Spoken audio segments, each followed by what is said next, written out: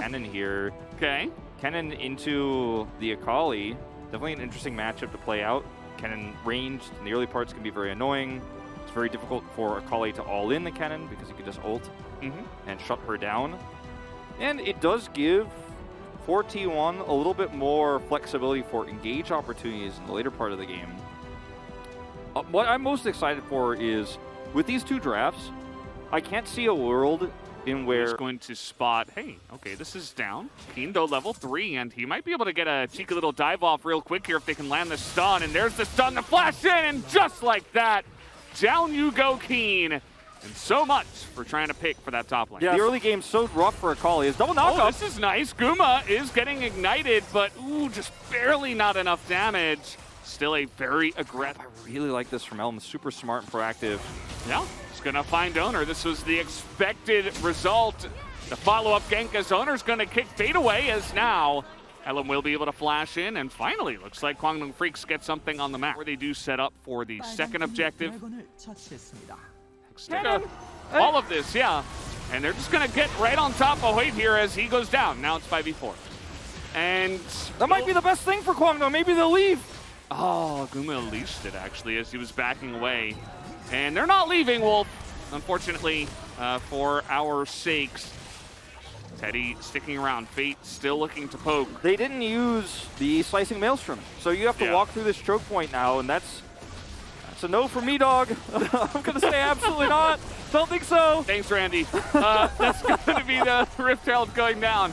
And now they're just going to turn on to Keen here, who is on vision. Little fight in the Rift Herald pit, but again, pretty desperate. They will be able to take out Keria at the end of the day, but everybody else goes down. Hoyt is trying to get on in here with the engage. Big pull back on the feathers, but now Teddy gets feared up, and the kick nearly catches both of them.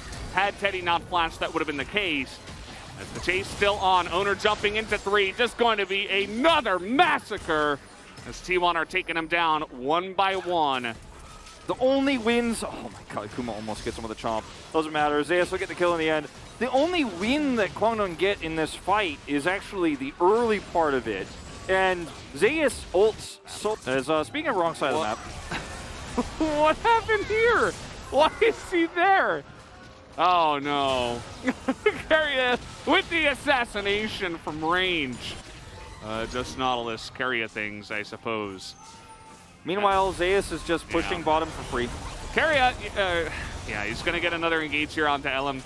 But will he go down? The Q will land. The execution damage is enough as rooted underneath the turret. Owner will bite the... will he, though? Will he, though? Nope. No, he will not. Owner will survive yet again. You know in X-Men, they have that room where everybody trains, the danger room, where it's like holograms. Like, this is T1 training for the finals right now. Like, they're in the danger room. Like, Owner's like, can I live this? Run it again. Run it again, Cerebro. Like, limit testing. Run it again. Let me see if I survive this time. Now it's a little bit too little too late as the ult comes in. Now this is 2v3 for now. As Faker will land that in, a big rocket as well right onto Hoyt. Now the cavalry will join on in. There is the fear, but it's not enough, and Faker actually will go down as now Teddy is alone, but he's going to win the fight. On the top side is KWANGDONG FREECS. They catch some limit testing. Owner trying to go 1v3, should be able to take out Elam though, as this Sonic Wave will not land on the follow-up. Now another kill going over to Owner, and I think he's kind of reached the peak of where Lee Sin is going to be in the early game. Guma does not have rocket available. Oh, that was hilarious. And that wave is gone, so that's the end of that. But, like, Owner, you'd rather the kills go elsewhere. How confident can Owner get here as now he will go down, finally. That's going to be the shutdown given over to Keen. All of a sudden, KWANGDONG FREECS are only 5,000 gold behind. All of a sudden. 4.4 thousand behind with that kill coming through once the graphic updates there on the top. Second Rift Herald here for free. KWANGDONG FREECS, I think they've learned not to contest these. Yeah, they certainly have. And despite those kills coming through, they're in no position to actually take a 5v5 fight. Hold on, Keen. Okay. There's the Shuriken. He might have enough damage. R2 comes in, but he's feared under the turret. Keen gives it a shot. But double buff Vex, FAKER is going to turn it down. And also, FAKER is playing a champion that loves all those dashes. Coming in towards his face, plays it really well, backs up the turret, flashes perfectly the initial engage against a flashless Geen. So he has to use those mobility options.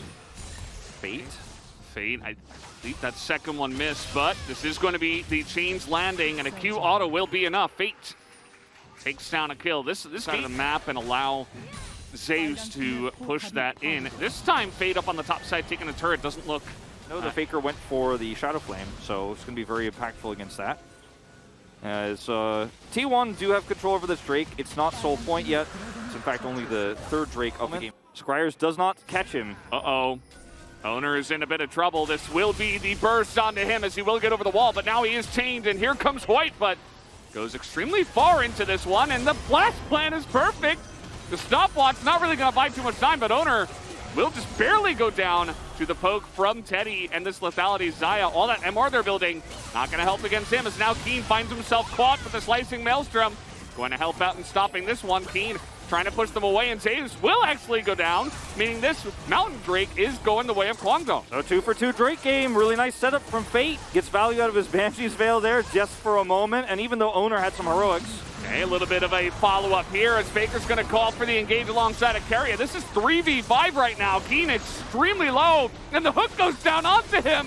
Keria trying to kill the Akali, and he will bring him in for a kill now onto the excited Jinx, and somehow T1 still find value. They still find value. The Drake goes over to KWANGDONG FREECS, but the money that T1 picks afterwards is arguably more valuable. And so, I mean, the ways that Owner survived. Okay, this is... There's no vision here. They can do it. They TP, teleport. Owner's coming in, and Fate's TPing bottom. Yeah, they have no idea. No clue. T1 are just so smart on the map. And as KWANGDONG FREECS, as Fate, you're like, well, I just need to get some more money. I just need a little bit more. I need my Void Staff online. I just need a farm. I'm focusing on getting this turret. Like, T1 are going to reset. We have a little bit of reprieve. Then you see this. Carry alive. 4-0 and 6 Jinx. Yeah. And that's Baron and more vision control now. And this amount of oppressive vision control that comes with Baron means that LeBlanc cannot really do anything. Yeah. Not for the moment. And knowing T1, we know that now that they have this objective, they are going to get aggressive. They are going to look for those plays. As you can see here, Might give you just enough gold to get that Zonia's. Stasis will always get the stamp of approval from me, as Fate is going to die immediately. There's another hook that comes in, and the Shadow Surge just barely lands on the Hoyt in the back line. Will FAKER pull the trigger? The answer will be no, but T1 pushing in with the Baron, looking to secure their finals berth here, and it might just happen on this push. Looks likely. T1 looking to pick up the 19 this season in series. They're on an 18 series winning streak. 2 inhibitors now down. No LeBlanc for 25. You're playing with COVID-19 in a series that is one of our most one-sided since we've had the format change here. And it's just a tragic ending to what was a really big turnaround in the season for KWANGDONG FREECS. And with the Xayah nowadays and this lethality, it is somewhat hard to, well... You were saying, Valdez? I mean, it's still hard to engage into her. The poke is good, though, as... There's that stopwatch value. No, stopwatch comes in. Keria immediately dies afterwards, as here is the engage. Akali dies. Everybody dies on the side of KWANGDONG FREECS. Will they get Zeus at the end of the day? No, they will not. T1 will pick up the 3-0 tonight and move on to the finals of LCK Spring 2022, to the surprise of literally nobody, as they stomp their way through the KWANGDONG FREECS. 3-0 victory, extremely one-sided, and it was overwhelmingly the prediction of every analyst. Not one predicted a KWANGDONG win tonight, and only 2 predicted they would